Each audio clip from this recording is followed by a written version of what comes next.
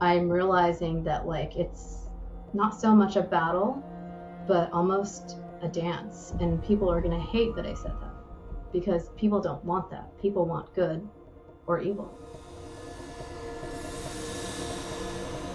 You are listening to Terra Signals, presented by Normal Paranormal. I am your host, Justin Bamforth.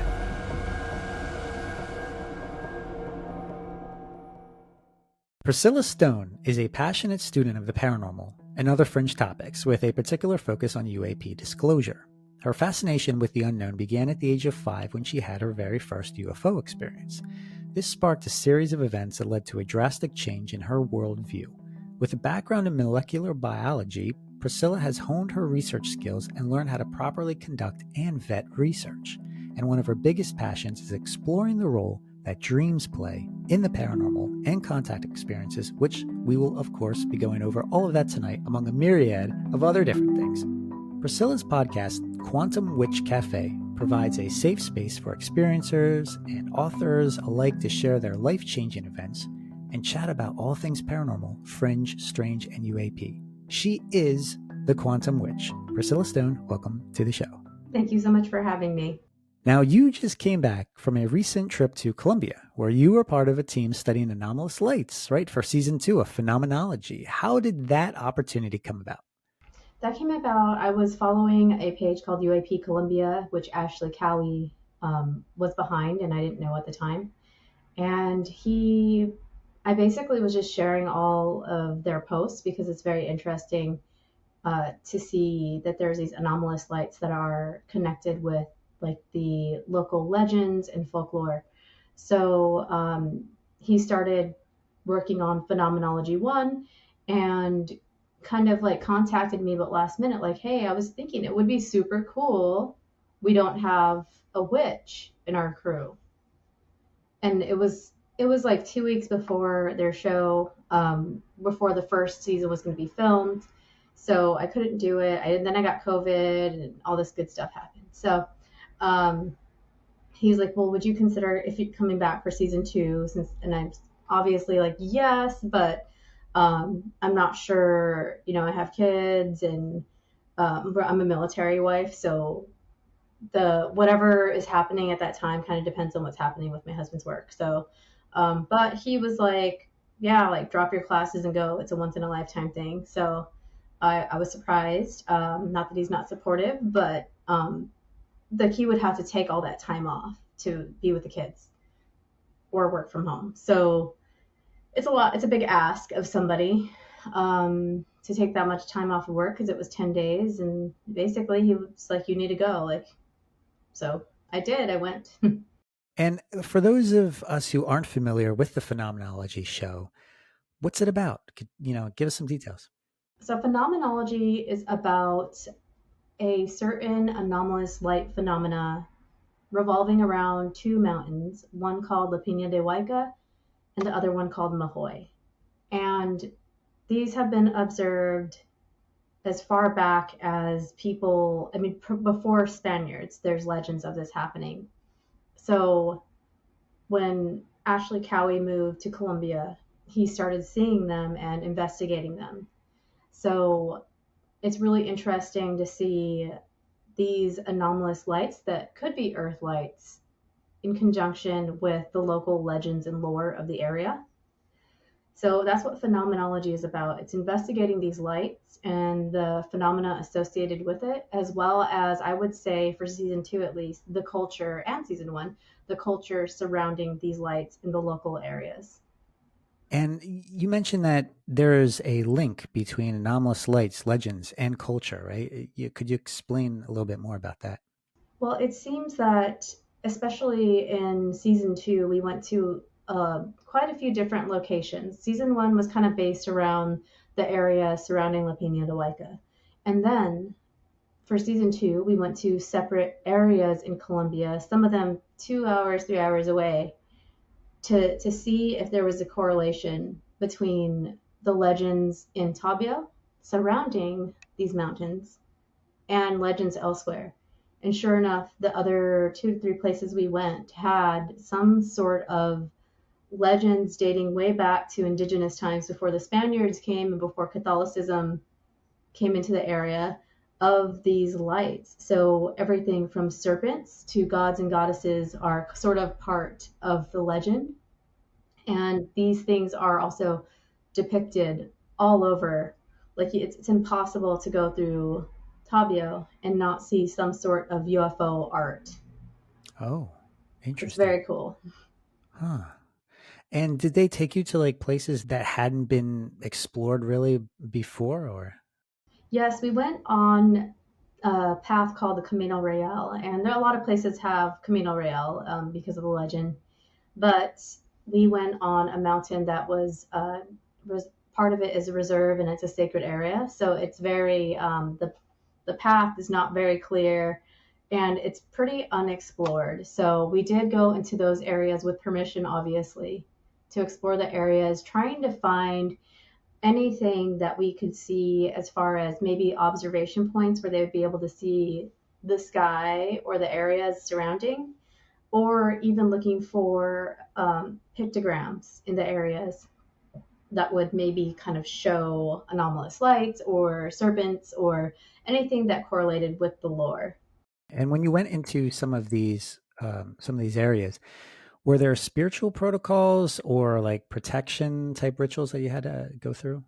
So there was another female in the team. Her name was Elena, and she made offerings. I kind of did my own silent prayers, but it was understood, once you're in these areas, because they are still sacred to the Mahoy, which is the tribe or the indigenous people of the area, that you don't smoke, you don't leave trash, and you're not allowed to bring anything out. So, like, if you wanted to bring like a flower out, you don't do it. So we were very respectful of the land. And then there's some areas that we wanted to go, and we were told no because the fire hazard was too high. Also, at the time, there was a active volcano that had not erupted. That the last time this volcano erupted was in 1984, and that was actually like on an amber when we arrived to Colombia. So between that happening, so if this volcano would blow and we're on these mountains that are, belonging to the indigenous people that are sacred, they don't want anybody getting hurt because there would be aftershocks. And then in addition to that, it was dry, so they didn't want any risk of like a fire happening while we were up there. And so we respected that, and we went to other sites a few times because of that. And is there like this level of fear there from the Mahoy people in certain areas, or are they pretty much because they're respecting the land that there really is no fear? It didn't seem like there's a lot of fear. And even when you look back into um, Mr. Ashley Cowley has collected a lot of, eyewitness accounts and also went into archives to find accounts of these lights. And they're usually depicted as gods and goddesses. So there is obviously a level of respect, but it's not so much here where, a gray pops up and everybody's afraid. It seems like it's just more embedded within the culture. And then even when Catholicism sort of weaved itself into the indigenous culture, and they still kind of kept it a spiritual thing. It feels really spiritual for the most part. Now there's these isolated, stories where daylight may have be sentient and stuff like that, but it didn't seem like there's a lot of fear. It just seemed like they had respect for these lights and the areas. Here in the States, right, you have places such as Skinwalker Ranch, right, which everybody knows. And then you have the First Nations people who have lived there forever. They are afraid of this, whatever this energy is, right? Yeah, And it's interesting how, there's these different dynamics at play and there's these different perceptions, right? Like, could these lights, these entities, these beings, could they be malevolent? Could they be benevolent? So yeah, there's always that back and forth that always fascinates absolutely. me. Yeah, Um, same. was that your first UFO investigation, or had you been on others before? That was my first field investigation, I would say, or field research. And I didn't even think of it that way. I just thought, I get to listen, I get to go to Colombia for one, which is super cool. And I always say this, like, my world is pretty small. Normally I have I stay with my kids, so it's just like our house and like our little routine. So like it was already going to be cool to go, but in conjunction with that, it's with something I love studying, from books and internet, and is anomalous lights, or anomalous light phenomena. So yes, this is my first time going out and actually, boots on ground to investigate something. Now, one of the aspects of field investigations, and this is kind of a fear too, this plays into, I guess, the fear aspect is some investigators tend to bring stuff back after an investigation. Did you experience any of that?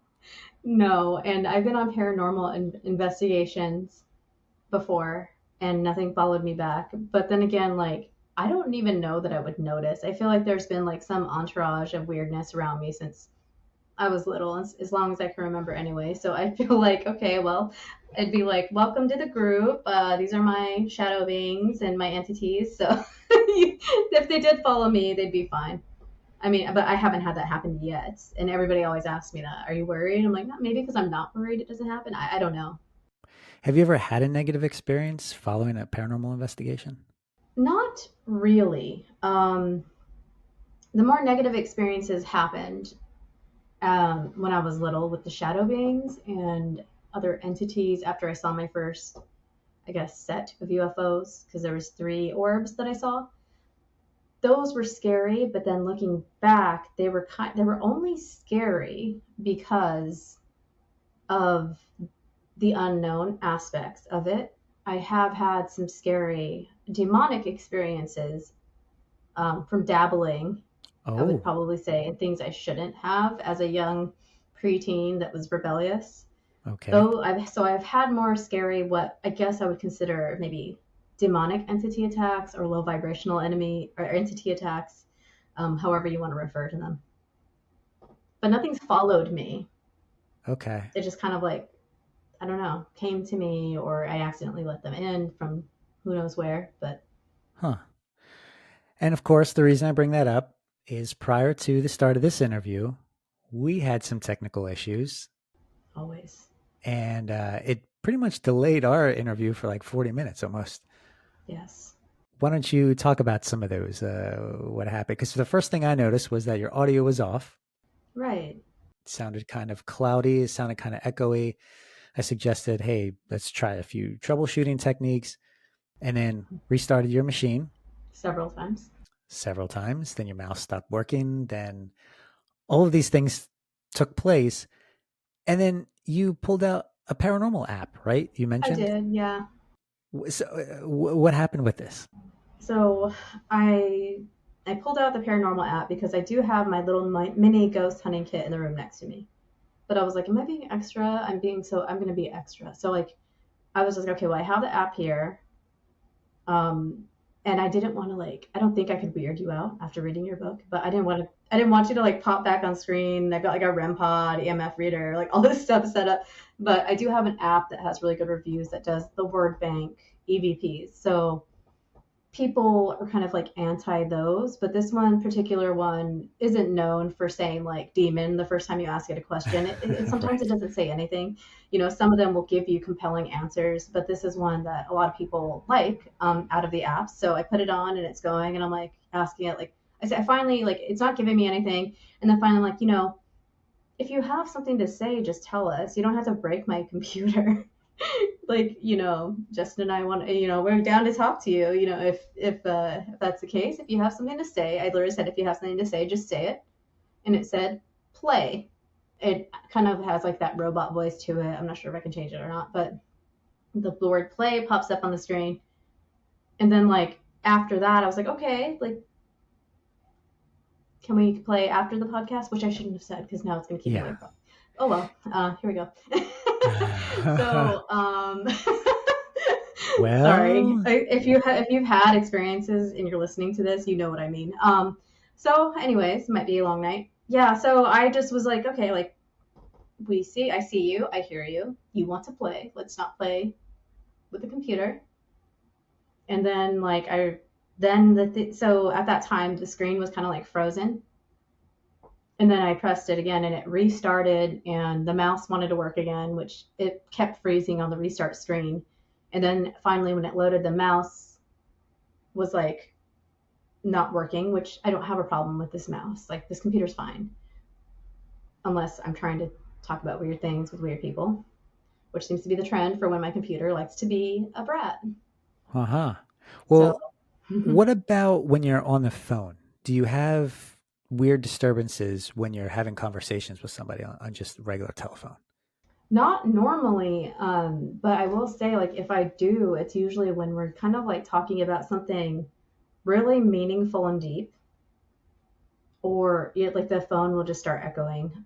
I always feel like there's like an echo with me somewhere when nobody else has it.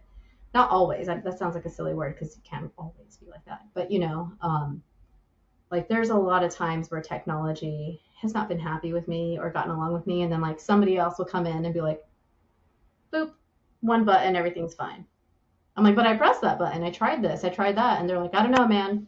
Like they just like leave because it's just me. I just break things, I guess. Um, no, it's not you. I've heard this before. And I actually wrote about this in my book, The Spectrum, which of course you've read, the case of Emma. Do you remember that?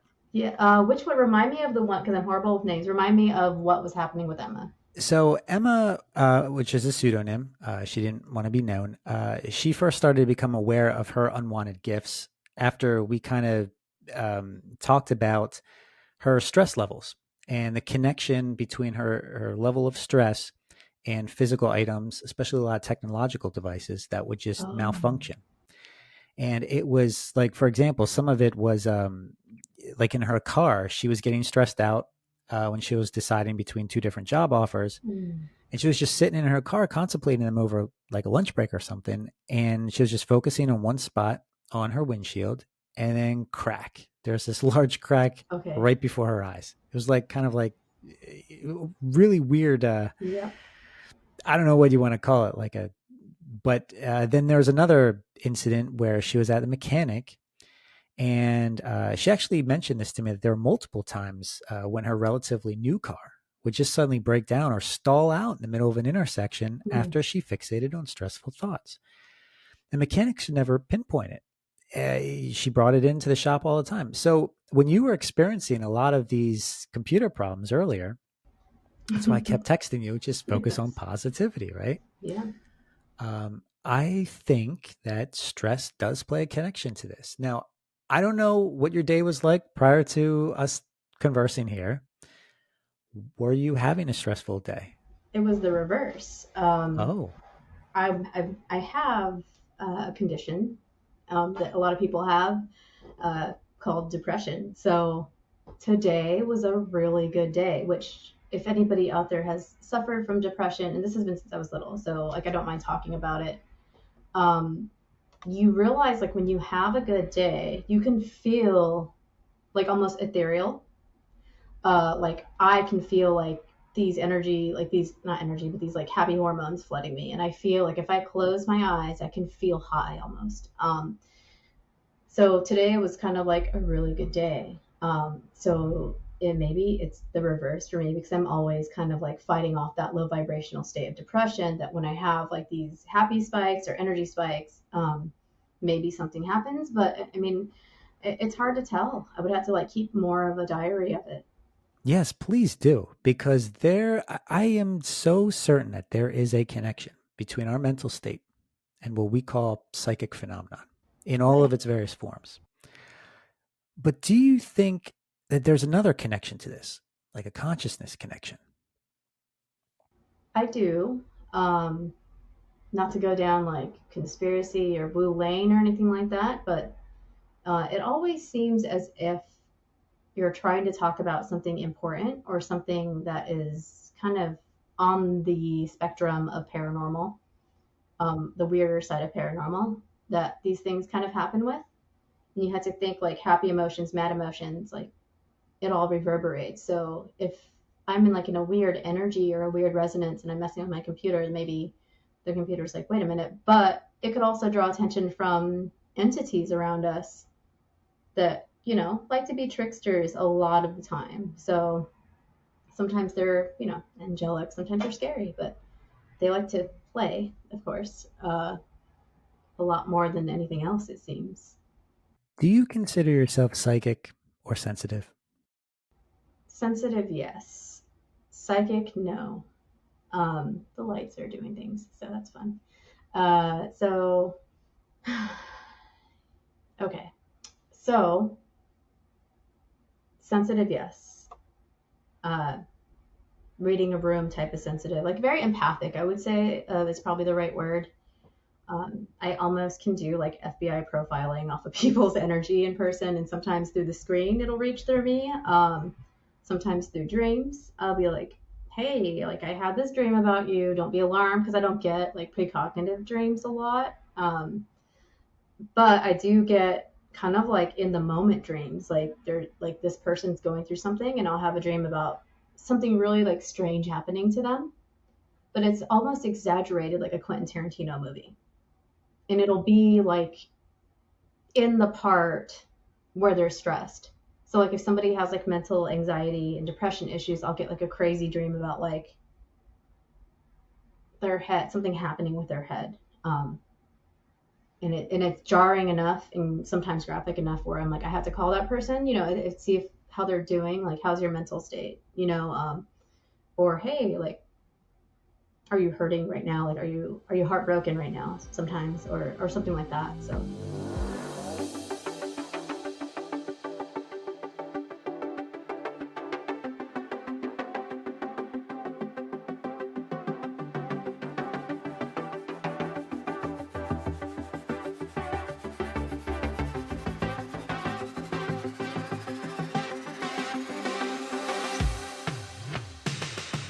And you've done a lot of research about the dream state too. I have, yeah. But before we get into that, I just want to give the audience a little background on how we first met. It was at a UFO conference in 2022 in Maryland. And that's primarily how I know of you because of your connection to the UFO subject. More notably, you're not just an investigator in this, you're not just interested in this, but you've also moderated various discussions for some rather larger UFO events as of late. Could you tell us about some of those and what they were like? Yeah, sure. So the first time was for Inquiry to Anomalous in New York, which is put on by James Iandoli and J. Christopher King. James Iandoli from Engaging the Phenomenon, and J. Christopher King from Experiencer Group. And I joke around. I'm like, Jay, you're like Experiencer royalty because he has these ties to like Leslie King and Ralph Blumenthal, and so I joke around with him. But they asked me if I wanted to come kind of introduce some guests. And that was absolutely nerve wracking because like you're on stage, it's a little different than just like hiding behind a microphone and a screen. So, but the people I got to introduce, like Mitch Horowitz and Whitley Strieber, are people that I've kind of followed for a very long time. And I'm around all these, and I get to be around all these people all of a sudden that I don't want to say idolized, but have admired because of their work in different fringe subjects or UFO subjects or paranormal or just outward thinking, like, things like synchronicity or stuff like that. So that was pretty amazing to get to go to New York and do that. Again, up until until I entered UFO land, as I call it, my life was pretty boring. I'm sorry, people, I said that to my husband one time. He's like, no, your life is stable. But when you grow up living on chaos and trauma and all that stuff, like stable can feel boring to you because you're crazy in the head. Just kidding. I don't know, because you have that connection to chaos, or maybe the adrenaline that comes with it, whatever you want to say. It could be biology, who knows?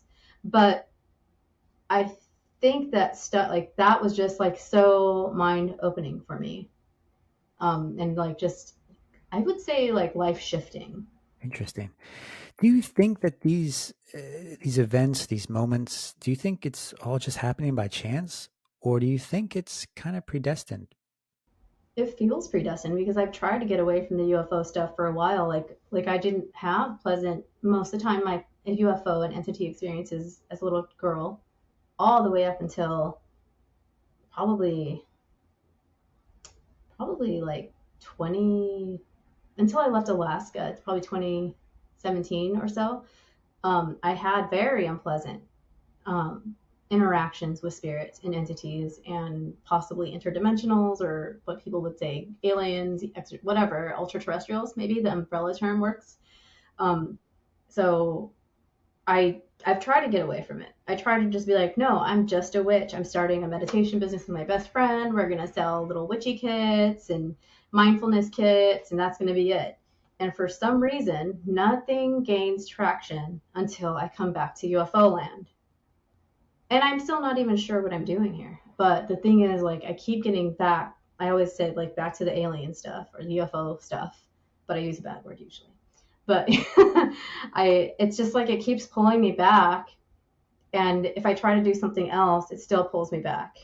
And all these little kind of like chances or opportunities I'm getting haven't led to like one moment where, like, aha, I'm supposed to do this. I just like am saying yes as the universe throws these things at me and hoping to get clarity as to why it's happening. Because I don't have any credentials. I didn't finish school. I'm like literally like that crazy farmer that saw a UFO that back in the movies, sci-fi movies, right? I'm the housewife that saw a UFO, pretty much, right? So yeah, I can say I have a background in all this stuff because I studied it, but at the same time, like I don't have a credential to be like, well, I should introduce people because I've studied journalism, or I should talk about this because of this. The only reason I'm qualified for any of this is because I've lived it. Well, let's kind of backtrack a little bit and let's get into your name, which is or your moniker, which also is the name of your podcast, which is very successful. It's the Quantum Wytch Cafe. Now, when people see the word witch, they instantly interpret it as witchcraft, right? Yeah. But the word witch here that you use, it's not spelled with an I, but rather a Y. Pardon the pun, but well, why is this? What's the difference between the two spellings? Well, a lot of the etymology behind the word weird is actually spelled Wyrd, and it just means it means a lot of different things depending on what you read. So if you Google it right now, you're going to find a bunch of different things. But basically, knowledgeable, like into things that are not everyday. It's kind of like the word occult in the sense where like occult doesn't mean like I've got a demon statue that I'm making animal sacrifice to. It means something else. It means hidden knowledge. So the word weird, spelled with a Y, is very similar to that. Okay. And because people are going to wonder, do you practice various forms of witchcraft? Or more specifically, what forms of witchcraft do you practice? Well, I kind of am more of an eclectic witch, but I do work with certain energy streams that would refer to as, gods or goddesses. I tend to work with Hecate a lot. So if I had to pick one kind of witch, I would say I'm a Hecatean witch because it encompasses a lot of things. And when you actually dive into this energy stream of Hecate, you realize that it's everything. So I'm not 100% dedicated to one pantheon. And the more I research and practice, the less I use names. I just kind of like commune with the energy streams that represent maybe, one goddess or god, but it's different names everywhere else, like kind of like Hermes and Thoth.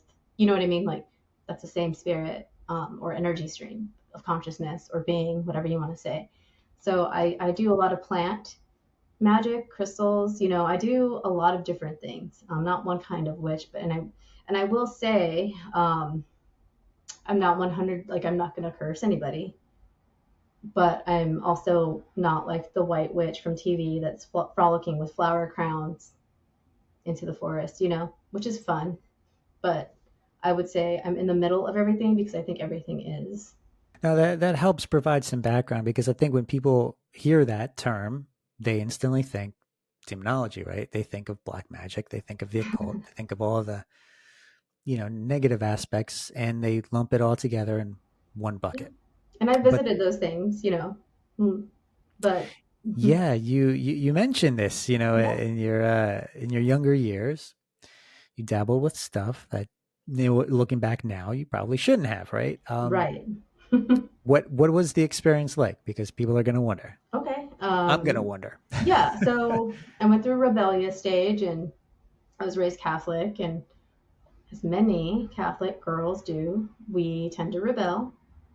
And something about I just had like a curiosity about these beings that were like against us, right? Also these beings that were like attacking me and giving me sleep paralysis. So these things were so your rebellious moment was happening simultaneously with these negative experiences that were taking place. Yes. And they were happening before that too. At one point, I was basically like, okay, if you can't beat them, join them, was the thought process. Unfortunately, that didn't work because I started looking into different types of ways to like actually try to work with demons. And some people do this now and it's working for them. So, but for me at that age, because I wasn't using energy protection protocol, I didn't know what I was doing. I was just kind of like intuitively doing these things that I was being led to do. And now looking back, I'm like, it could have been like the demon saying, like, do this, and then I could come bother you in the middle of the night. So when I was actively involved in that sort of dark magic that I thought was just kind of like inherent within me, because I wasn't really there wasn't a lot of books for me on the subjects.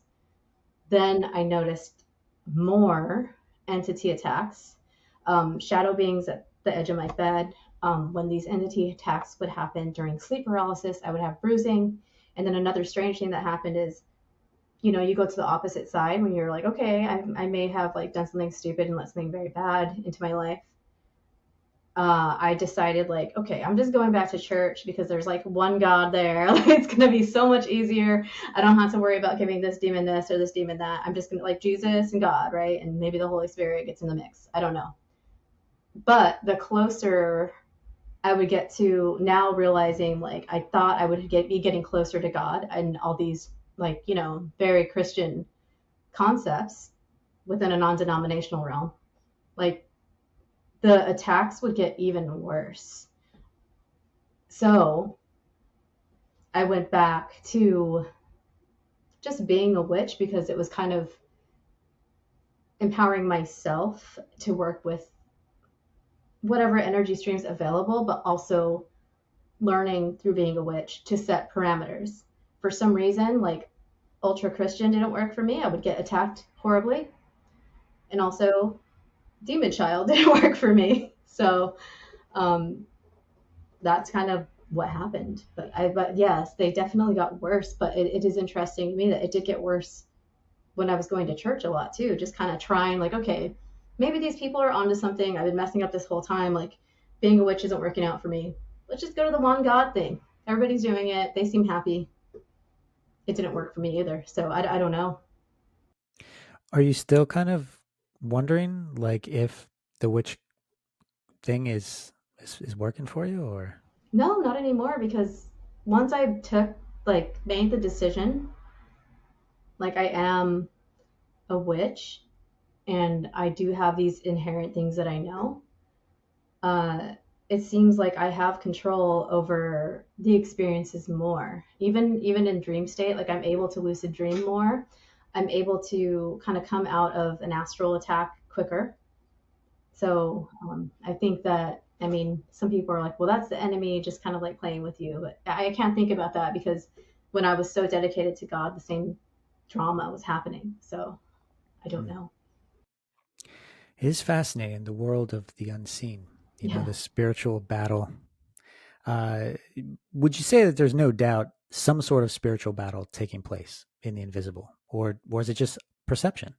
I used to think that, before I came, like, before I found out about the UFO community and all the stuff happening there, I was following from afar. I was following the New York Times article. It was kind of like in the corner, back of my mind, like, this is interesting. But before I fully immersed myself into the UFO community, I did have this concept of like good and evil, um, or high vibrational, low vibrational, as it became when I started getting more into like energy work, or d- these, I don't know, it just, these big labels didn't seem to work. So I'm not sure that there's a battle anymore. There is some sort of battle, I think, between duality, but I feel like the more I study it and experience it, the both sides, good, bad, high vibrational, low vibrational, good, evil, I'm realizing that like it's not so much a battle, but almost a dance, and people are going to hate that I said that because people don't want that. People want good or evil. People want high vibrational, low vibrational. But as beings, we're both. So I don't think it's so cut and dry. Like I used to think like the angels are battling the demons, you know. Even as a witch, I was like, ooh, angel magic. Let's do that, you know. So I'm open to it all. I'm kind of like that one dude with the Bible. It's like, oh, what's your God do? You know, like I can't remember what book it's in, but he's just like the pagans are all on board to get an extra God when they heard about the big G, right? So, um, yeah, I think it's both. It can't be just one in my mind after experiencing it. It's not just one battle. It's like this intermingling of these things. Let's go back to the UFO topic here, or UAP as some prefer. There are these beings, visitors, aliens, extraterrestrials, ultra-terrestrials, whatever you want to refer to them as. There's the one side of the coin that they're here for our benefit. Then there's the other side of the coin that they're not here for our benefit. Given what you were just speaking about now, do you think that there's this middle ground, this neutral territory? I do. I think there's a middle ground between what people think is to help or harm us. And I think that kind of ends up being what we're observing as maybe the trickster side of it, because the trickster isn't always scary. It's just weird sometimes. And you know this more than anybody. So I don't, if you would have asked me as a child, are these gray aliens evil? I would have said yes. Studying more into the different types of beings that people experience or aliens that people experience, I don't think that anybody's trying to actively hurt anybody anymore. So I think that it's all very gray, or maybe something that like we don't even have a descriptor for because of the way we live on this planet since, you know, we've developed religion, I suppose, or beliefs. In your spiritual beliefs or your spiritual perspective, I don't know how to refer to it as your, or yeah, I want to be respectful, but so pardon my ignorance. No, you're But fine. I don't get offended easily, so well, what would you call it? Like I don't know. your philosophy? I never even thought about that. I don't know. That's a good question because I've never, you know, it's gotten more complicated. Like I'm not like even now, I'm just like I'm an eclectic witch is the best way for me to explain it. But then now it's not just being a witch. It's bigger than that. It's bigger than any label we could ever like give ourselves. So I don't really have, you know, a descriptor for like what I think anymore. Okay, that's fine. We'll just call it your pers- I your guess it's a spiritual concept. spiritual concepts. Okay, there we go. Given your spiritual concepts, uh, is there a source that you tap into for wisdom, for knowledge, for insight? Yes, but it's kind of like what people think of as like when people describe like the Akashic records, how it's everywhere and all over the place and in between. That is kind of what I do tap into spiritually.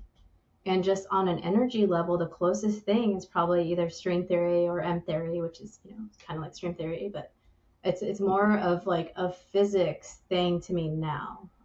Realizing like that there's not really empty space and everything that's ever happened is still in existence in some sort of resonant form. Um, Whether you believe in time travel or not, there's past and present, and I think all this stuff is just accessible around us through different dimensions, I guess. Um, but I don't tap into like it's everywhere. It's just it is one thing, but it's also everything. Okay. Oh, the reason I bring that up is, we'll take Catholicism for example, right? Someone is wondering what the answer is. They'll go into prayer Yeah, and they'll receive a revelation. When you're kind of stuck trying to find some answers, where do you go? I try to go into nothingness. I try to go into kind of visualizing my body go away, and there's nothing there but consciousness. And visually, that looks like entering like the universe for me. But then eventually it's not even the universe anymore. And it's just darkness and nothing. And the nothingness is sort of like what people would think of as dark matter, maybe. Like it's, there's something there. Like it's not just an empty space. And then some people go the reverse. They go within and then outwards. But I just tend to just like explode outwards, I guess, when I'm trying to seek answers like that. I go into meditation, I dissolve, and I try to become nothing. And then the answer sometimes comes. Sometimes it doesn't come for days after. Sometimes it comes that night in a dream. Sometimes it comes from like somebody saying something to me that answers, that sounds like an answer to what I was asking. Do you think we're able to access other realms or entities in these states or these dreams? I do. I really, just me, and my experience, and there's not going to be evidence for it, for this, besides people talking about it, within their legends, maybe. Um, but everybody has, every religion or belief system has some sort of access to dreams or other realms, if you think about it. Dream contact, sleep paralysis. Personally, I don't have much experience in this. Obviously, you do, but there are aspects of the phenomenon that you've researched extensively. What are some of those more interesting aspects that you've uncovered with it? I think the more interesting aspect would be that some people go into this or put into a form of sleep paralysis that doesn't feel like normal sleep paralysis. Like I'm aware of the physiology that happens. We go into this dream state and your body becomes, your muscles basically just stop working. And that's later in sleep, right? But as you're falling asleep during the hypnagogic state, two things seem to happen. Some people get sleep paralysis there, but some people know that it's sleep paralysis, and like, yes, I feel an evil presence, but it's different when they're having actual entities involved during that sleep paralysis. Like I feel like there's more than one kind of sleep paralysis, and experiencers will have these sleep paralysis events and then wake up with physical symptoms. And that's when I'm curious, like, you didn't leave your bed, but your consciousness was doing something. Something was happening to you in this dream state, in this big dream, or this dream that was so real, as people will say, or in a stage of sleep paralysis, and they'll wake up with physical symptoms. How does that happen? Like I've had horrible dreams. I had a dream that I got like hurt in the head trauma, and I didn't wake up with a headache, and it felt real during the dream. I woke up, there was no head trauma, there was no pain, but in other instances, there's dreams where either there's like an extraterrestrial or an entity evolved, and I wake up with like bruises. And this is not just me, this is other people. This isn't just happening to one person. That's why I think that you're able to travel during your dreams, and maybe your consciousness is able to sort of do things in some way, brings it back, and it translates into your physical body. And you won't find evidence for this besides experiential evidence. I don't know that it can be measured, because we can't even measure consciousness exactly yet.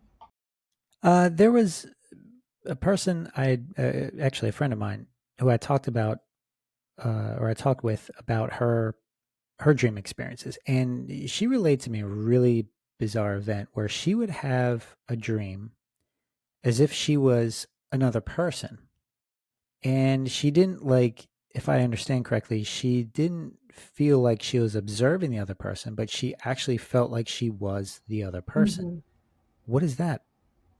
Have you heard this Usually, before? yeah, I've had it happen to me, and I've had it happen to other people. And usually it is a form of mediumship where a spirit is trying to get a message through. And I tell people, like, your energy is very sticky. It's like it's almost like spider webs that are just projected on your surface area, all everywhere. So what happens to people that get those dreams is maybe they went to, I always say, the store, and the cashier's handing you the receipt, and you guys touch hands, or the receipt is touching both your hands, and it makes this connection. And then that night you'll dream about maybe their relative that's trying to get a message through, but you're the next available, like, relay station almost. So I think people that get those dreams have mediumship gifts, because that's not the first time I've heard that. And that's happened to myself and to a lot of other people. And I only know this because people, like, even before I started talking about dream research within the past few months, I've always kind of kept tabs on stuff like this, and I've always researched it independently because as a child, this stuff would happen to me. So it's always been on my radar. But people are coming to me with these experiences and they're freaked out by them. They know the difference between a dream is like some bad guy broke in my house. It's because I watched some scary movie. Okay, it was a nightmare. I feel weird, but I'll go back to bed. Versus I was somebody else and this was happening to me. And this is probably how that person died, or this is probably how somebody felt about getting a message across to somebody else. They're trying to show you something. And when they're showing you something, sometimes you have to become them. That way you can, that's the only way they can get the message through sometimes. Wow, this is amazing. It's blowing my mind because I thought it was just like a fluke event. No, people have talked to me about this before. Wow, that is incredible. We are all connected. Yes.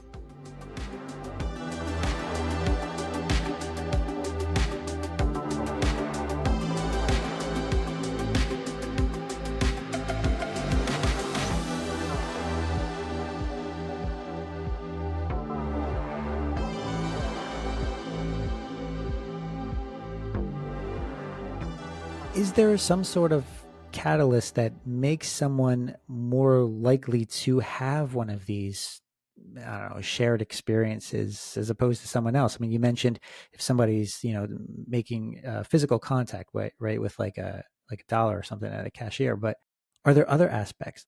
When I started studying, I didn't understand why I could feel other people. I didn't understand why I knew things about people. I didn't understand I would go to a club in my 20s, early 20s, and tell some guy about his life story and all his weirdness, and he would start crying. I was reading somebody's energy. So I think that your energetic, all that to say, your energetic field plays a role in this, and your energetic field extends so far outside of you. But some people, after trauma, or the reverse of trauma, which is an enlightenment experience, maybe. I don't know what the reverse of trauma would be, but either after a life altering experience, either for better or worse, their energetic field either grows outwards and they become almost hyper vigilant to other people's energies and other things around them, or it goes inward. And what I learned when I was taking a priestessing course was that this is an energy expansion or it's an energy contraction. And different areas of your body have these different areas of energy centers that just so happen to correlate to these different organs in your body. And, the ancient Hindus knew this, the Vedic texts knew this, right? But your energy either goes within or goes without when an experience happens. And this happens a lot to people that have experienced trauma or people that have had a paranormal experience. Like they never go back to normal after that unless they really, really fight to go back to normal or to just contract inwards and not feel it at all. Wow, fascinating stuff. What can someone do if they are experiencing some sort of unwanted dream contact? I would say jump right into lucid dreaming because from that point, when you're able to lucid dream, you'll be able to tell the difference between a lucid dream, a nightmare, something you can stop versus something that you might not be able to stop because maybe this entity doesn't have the same compass that we do. Sometimes they don't stop and you're awake and you're trying to stop it. Sometimes you're lucid and nothing can stop it. But what's great about, and you brought this up earlier, like positive thinking, when you start learning to do lucid dreaming, you set intentions, and intentions can change what you attract and what you don't attract. It's not going to work every time because we know that horrible things happen to wonderful people. Sometimes, right? A lot of times. But when you start lucid dreaming, you're training yourself to recognize these subtle energies. And I think that you're able to navigate these realms better when you set these dream intentions. Like tonight, and I do this with my kids because my oldest son has already experienced ghosts and spirits and weirdness in his dreams. And I'm like, okay, lucid dreaming, let's go. Because what you're doing is you're making this connection between the waking state and the dream state or subconscious state, conscious and subconscious, whatever you want to call it. And I think that's the only way to kind of elicit a change. because over time, and it might not happen right away, you're going to be able to like stop an entity that's doing an astral attack or a dream attack and say, you're actually not allowed to do this to me because I'm not in your realm. I'm not one of your people. I'm not your homie. You're not going to do this, you know? You're not going to do this to me, because eventually I was able to do that. But how, you know, as a child, you don't learn how to lucid dream. So you're going to have all sorts of weirdness happening, especially if you're open to this sort of thing. How do you lucid dream? Do you offer a course on it, or is there a I did resource you can suggest? I did for a minute. So I did one dream course with my, I mentioned like kind of briefly, my friend and I started a metaphysical business where we were doing like little like spell kits, meditation kits, stuff like that. But we were also starting to offer classes before COVID. So one of the classes I did end up doing that she was supposed to do, but something happened. She had to move, and I had to do it for us because we had already announced we were doing it, was kind of like a dreaming 101 class. And this was just kind of like a intro to dream interpretation, because a dream journal is always the first step of lucid dreaming. Um, but you want to be able to read the dreams already that you kind of experience, for better or worse. So that was kind of going to be like class one, was going to be like interpreting dreams, understanding your dreams, setting dream intentions.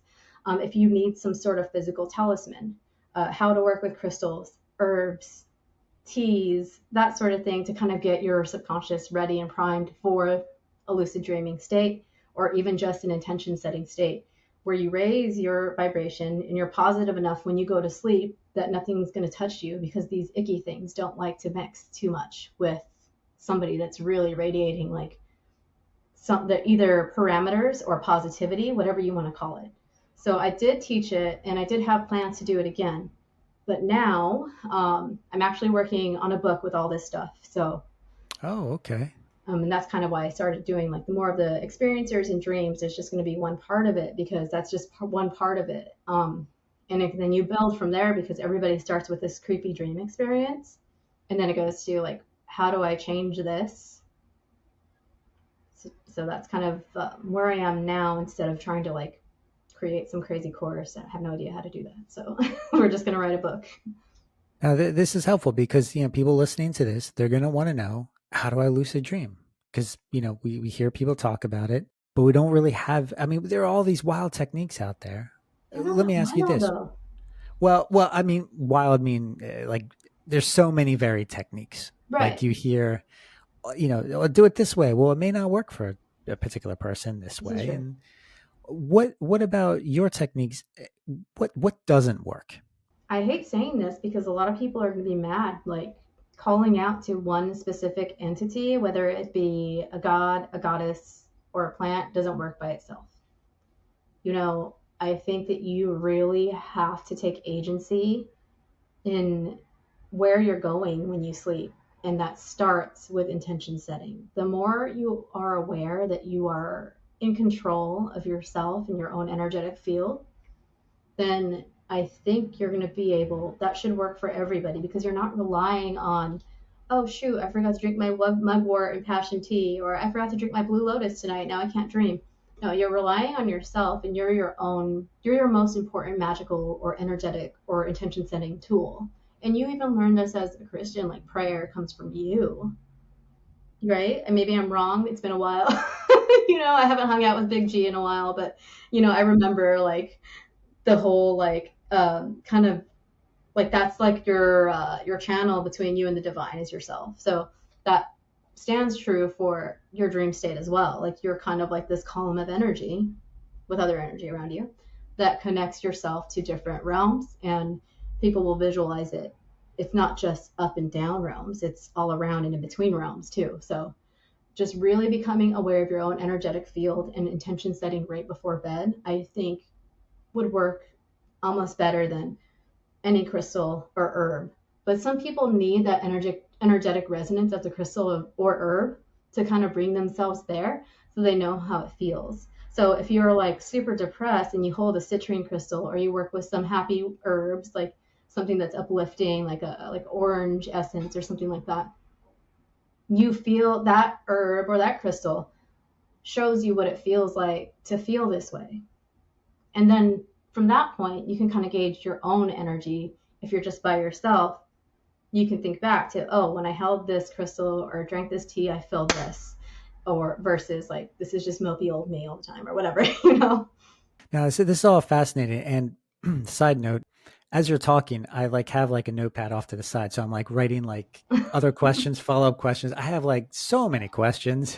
It's like, Definitely going down the rabbit hole with yours, because normally it's all UFO stuff and you're not allowed to be too woo. So I'm being 100%.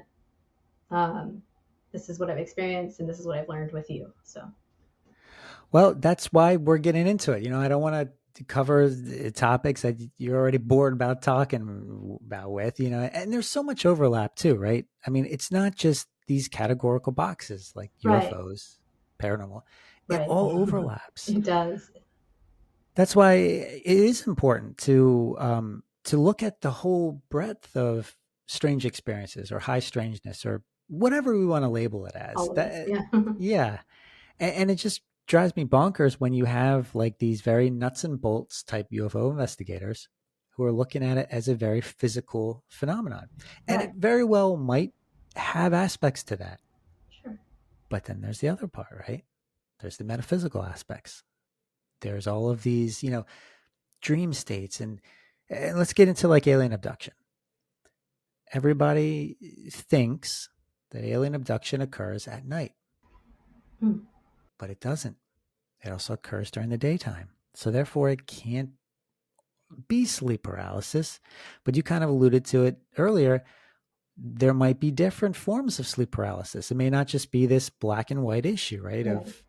So I like how you're approaching this topic with all of these different perspectives, all of these different angles. I think that's important. That's because it's not just a black and white topic. It's not a left and right subject. It's not a good versus evil thing. There's so many other components, so many other complexities. And just talking with you, I wish I could say that the topic is becoming more simplistic to understand, but it's not. It's just becoming more elaborate. It's That's the big. beauty of it. It's a big topic. And I think that we're seeing more people, like, it's super cute to me when people are like, oh, well, maybe these things are interdimensional. When you talk to people that have been down all sorts of rabbit holes, like myself, a lot of spiritual people have thought about this already. And we realize, like, there's other, there is other realms. Um, it takes a lot of, bravery to come out and say that on national TV, like David Grush did. But that's also turning other people on to, like, there is this normal person saying this. There's not some witch saying this or some spiritual guy saying this that meditates and looks weird to me. Like, this is other people's thoughts. I don't think this, by the way, but there's this respectable man saying it. So now we're going to pay attention. And I don't even care as long as people are paying attention. But it's super cute when people are like, oh, we're beginning to think that there's more to this than meets the eye. And I'm like, Yeah. I will just stand in the corner and nod yes. Good for you. You're getting there. Nobody's actually there anyway, right? Even if you think you're traveling down the iceberg of weirdness, like, there's still more. Yeah. It's one of those things that we're never going to be able to fully grasp because we can't. It's not created for our feeble minds or even our emotions No. to comprehend, to grasp, to I mean, there's always this argument that, well, we're never going to find out the answer because we're not even asking the right questions. But in your opinion, what should we be asking? What are some of those more direct, precise questions that we should be focused on? Instead of, are they here? Are they not here? Are they good? Are they evil? What are some of the other things? Some of the things we haven't covered? I think that people had to ask themselves, are they just presenting themselves, these different phenomena? Everything from Bigfoot to little gray aliens to demons, shadow beings, everything, all these things that we're kind of just saying, this is that. Are they even that? Because they're just like, this thing is just presenting itself possibly from another dimension or realm, or maybe it's energy resonant, because we're all, this is going to sound woo, but everybody's like made of energy, right? Like, what is holding your DNA together? What is holding your cells together? Electromagnetism, physics, rules, right?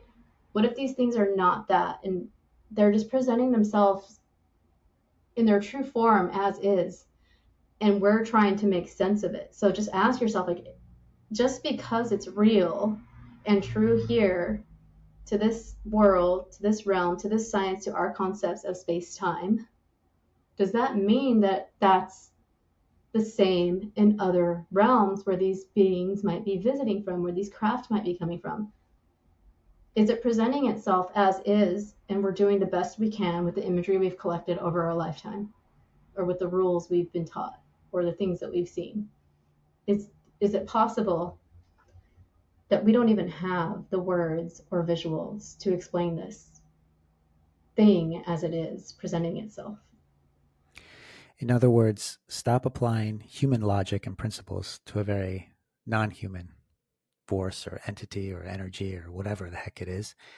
You refer to a topic or a term called non-human intelligences, which now we're hearing a little bit about, NHI. Do these NHI have the ability to affect our perception of reality? I think it's yes, maybe. Maybe they're not doing it on purpose. Ah. I mean, you read books like Messengers of Deception, American Cosmic, even Operation Trojan Horse, and it brings into question, like, are these things manipulating what we're seeing? Maybe. I think that in a lot of cases, it seems like the answer is yes. But then I have to go back to asking myself, what if it isn't? What if it's just like, here I am, as I am, and that's what your brain's doing with me? Like I'm an alien giving you pancakes now? Like that's that's the best your human mind can do. So yeah. I mean, and that's an actual case, right? So yes, it is. Yep. So I don't know. There's like, I'm 50-50 on everything now. I don't know. Like, and the more I research, the less I know, because it's like, it could be manipulating us. And a lot of times people say, like, there's the trickster element, which we probably dealt with at the beginning of before we were even recording.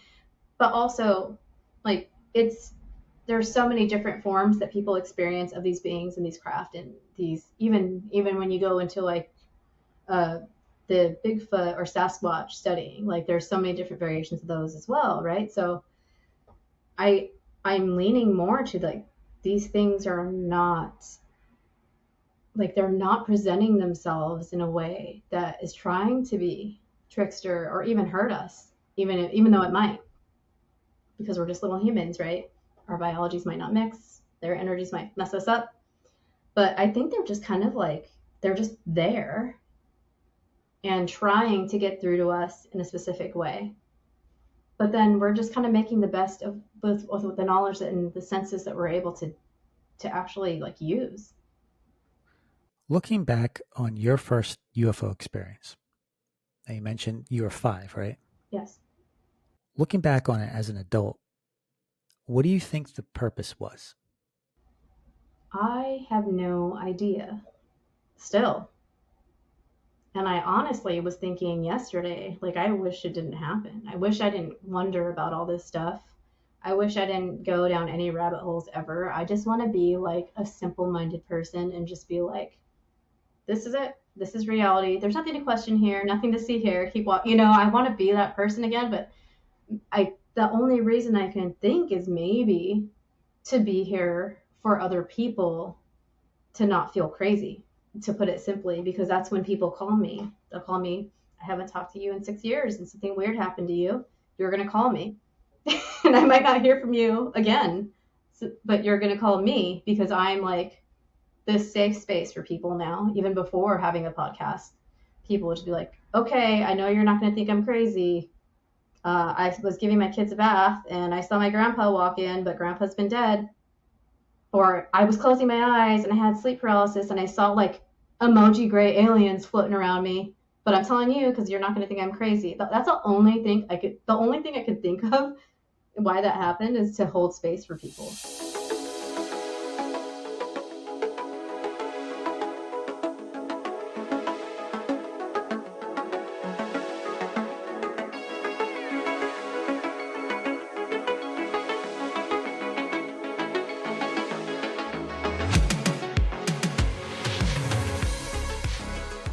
And as you know, I consider myself Christian, but but I love talking with people who aren't, who have different perspectives, because I think just like witches, Christians get a bad rap, right? Mhm. It's very judgmental people. And part of my journey, or at least what I would hope is my journey, is to kind of erase that or work to erode that, because there are people who have a strong fundamental belief in a religion, but they're still experiencing some of this stuff. And there is not really a safe space in every church to talk about this stuff. As you know, with the Catholic Church, it's very, very cut and dry, right? It's either Yeah. demonic or it's not. But what if it's something else that we can't even conceive? I mean, it's, not to turn this into a late night sermon, but it's like, in the Christian Bible, there are plenty of parts where it states that there are some mysteries that we are just not meant to comprehend. We're Yeah. just not meant to understand. And I'm okay with that. But we need to have those safe spaces for people to have the conversations, to have the discussions, right? Because that's how we grow as human beings. Being obviously in a respectful manner, right? Sure. And that's what I like about your podcast is you create these safe spaces for people to talk about these things, whether it's an experiencer, whether it's an author, whether it's an investigator, whatever, whether it's just a thinker. But when you're doing this podcast, the Quantum Wytch Cafe, what has been the hardest challenge for you to overcome when it comes to this podcasting thing? I think for me, the hardest thing has been sort of like I'm not good at talking about myself. Obviously, like I'm here because you asked me to talk about myself, but I'm not like if I'm going about my day, I'm not like promoting it or anything like that. Um, I think the biggest thing I learned is like you have to let people be themselves because if you watch my podcast, I'm not a journal. I don't study interviewing people. It's a conversation and I learned that the people that are writing these books, the people that are having these experiences, have something to say and they have an experience that usually triggers it. A lot of people after the show will tell me crazy things. They're like, hey, this is off the record, right? And they'll tell me stuff. So I think that I've learned that you have to listen to people no matter what they're saying. You have to be able to hold a space for them. You have to be able to let them feel safe to express themselves because sometimes that's all it takes for somebody to not feel crazy. In all reality, a lot of people are feeling like they're crazy. Even the people that write books, they're confused when they're writing these books, and then the book changes, and they're like, "Wait, like I wasn't even writing about that. Now it's a UFO book or something." Like We hear about this topic when it comes to authors, especially, that they're not creating the content themselves, but rather yeah, they're channeling it from somewhere. yeah, And I know this is going to be taken the wrong way of like, okay, well, maybe this is possession, right? Where you're not in control of yourself, but let's look beyond that. Have you experienced things where it's almost like a download of information where you're like, where the heck did that come from? yeah. I have, and I've talked to people that have had that sort of automatic writing thing happen while they're writing their books, and certain parts sort of write themselves, as they might say, but it wasn't coming from them. But I've also experienced waking up at 3 a.m., 4 a.m., crazy hours, right? And just writing and saying, like, oh, hey, like this is going to be part of something I'm writing. But also, other than that, like the downloads of knowledge about people have happened to me just by like looking at them sometimes. And like, how would I know these things? How would I know, like, it has to, I don't know, there has to be some weird, like, I don't know, connection between knowledge and ourselves. But I have heard people say, like, the book wrote itself. It wasn't me that wrote the book. Hmm. Now, at the start of the show, I asked you if you consider yourself psychic or sensitive. And you said not psychic, but sensitive. What you're describing, though, is very similar to psychic phenomenon. But Really? how would, yeah, but how, knowing something about somebody just by looking at them or just getting an impression just out of the blue, those are psychic aspects. I guess I always think of psychic, and I know better. Like, now that you're saying it, I'm like, that's not what psychic means. But I always think of, like, telling the future, right? So, Ah, okay. but you're right. Like, technically, I guess it is. But I just feel so weird saying it. Like, I don't like to like draw attention to myself, believe it or not, because I have a podcast, but that was not. That was something that just happened. That was not something. I don't like talking to people. I didn't on my wedding day. Like everybody's like I had my makeup, hair professionally done, tan, was doing yoga, I looked amazing, but I didn't want anybody looking at me. And I didn't want anybody hearing what I was saying in my vows, besides obviously the person I was marrying. But like that kind of just the podcast thing kind of just happened. And a year before that, I had talked to a guy that does readings, star seed readings, I think, or star being readings. And he told me, you're going to be talking about this publicly. And I'm like, no, no. Well, then how did you get into the podcast thing then? I just was going crazy. Like I realized there was this whole community, but again, I was just like this random housewife that wanted to talk about UFOs, and I couldn't really talk to anybody in my immediate surroundings about it. And I just wanted to talk to people that were interested in the same thing. And then it started as like kind of like okay, well, these people just always have there's always these same five guys talking about UFOs, and it's always a male in most cases. I mean, there's some amazing female researchers, like Chase Klotsky, and there's a lot of people that are female that do it, but when you turn on a UFO panel, it's mostly going to be like the same guys talking about it. And I love you guys, don't worry, but I was just like, I'm never going to get to talk to anybody. Like, I'm sick of not talking to anybody. I have things to say about this. Not that I think my opinion matters, but it was more just kind of, it's like a therapy session. Like you just want to talk about it and that helps. But then I realized like there's other people that are like me in my same situation that want to talk about this too.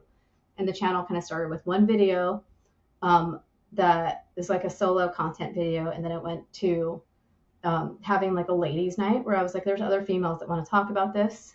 And then it went to like, why don't I start a book club and invite these guys that are always hanging out together to my channel? I mean, I'm not maybe respectable or cool enough to be on their channel, but they could definitely come to mine and talk about books. So from that point, I was like, I want to talk to authors. I want people to read, and I want to talk to people about their books, about strange phenomena. But I don't just want to talk about their book. I want to talk about like why they wrote the book, how they wrote the book. I want to get to know the author like on a personal level. That's why when you watch my podcasts, a lot of authors come on there and they're themselves. Like people might be like, oh, it's not professional because he was drinking a beer. But that's who he is. It's late at night. Why can't he have a beer and talk about his passion? Like, you know what I mean? So I just think it's a very real place, and it just happened.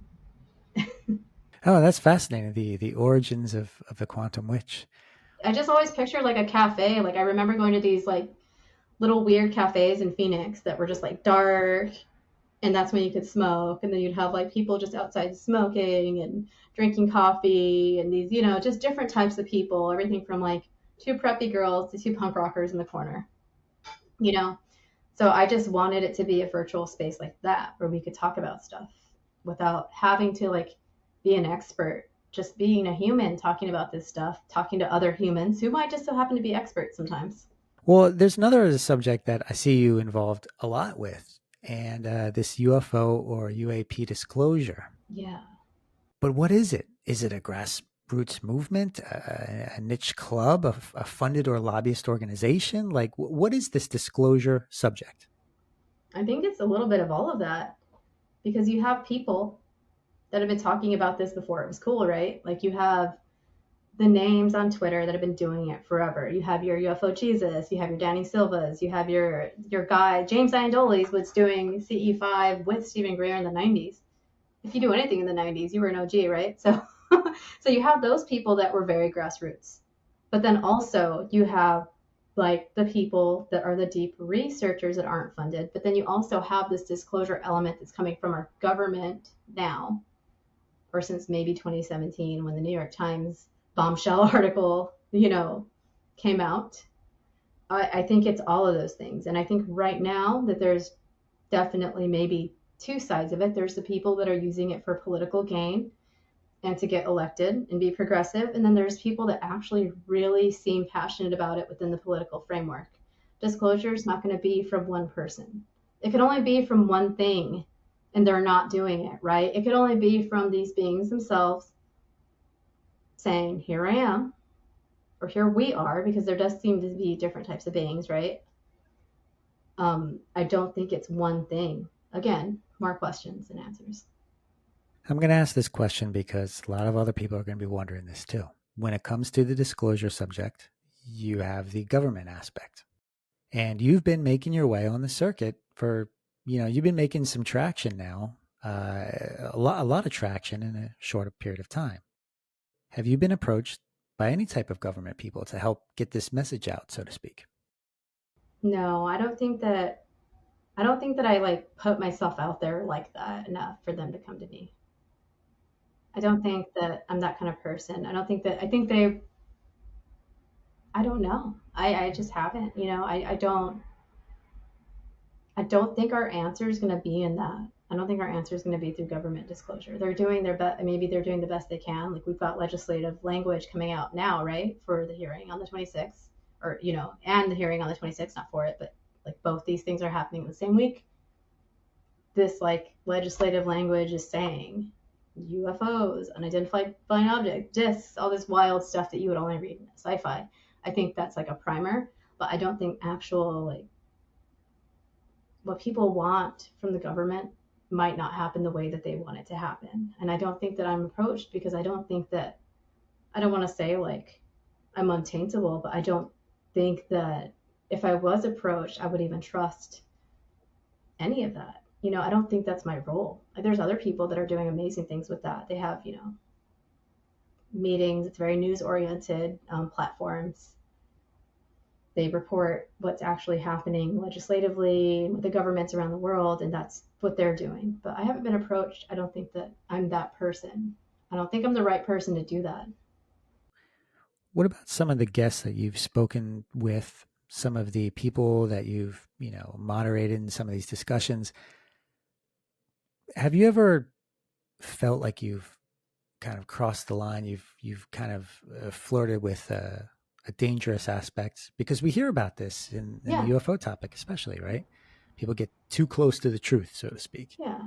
and then they get scared off, or they get, told, hey, don't follow this avenue. Has that ever happened to you? No, no, because I don't. I don't go like I don't mess with the government stuff because I think that they're very capable of doing that to people. I don't want that. I don't want that. I'd rather just like share what's happening.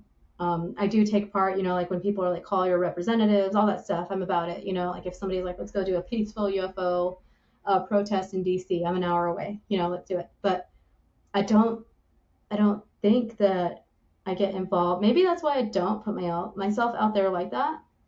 I don't know if I would want to be in that position because I have a family and my family is happy and normal, and I don't want them to be affected by something that I'm doing that I just want to know, right? So that's never happened to me, but I don't think that I really align myself with that because you can see I don't try to get the political people on my channel. Right.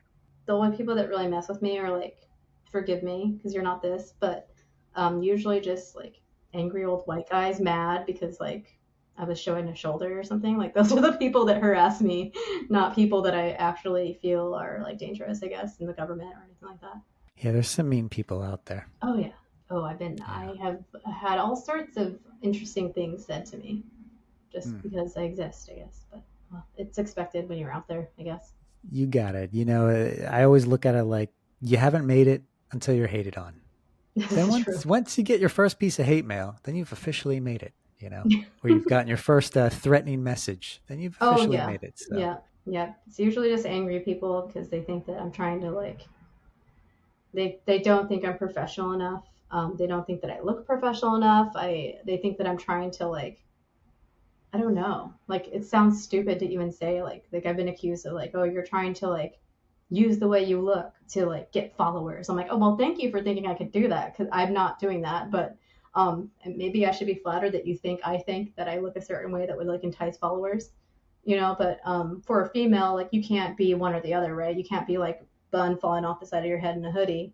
Somebody's gonna be like, oh, you're sloppy. You can't like do your hair and makeup and try to look nice because you're trying to like lure men in or people viewers in with something like it's so silly.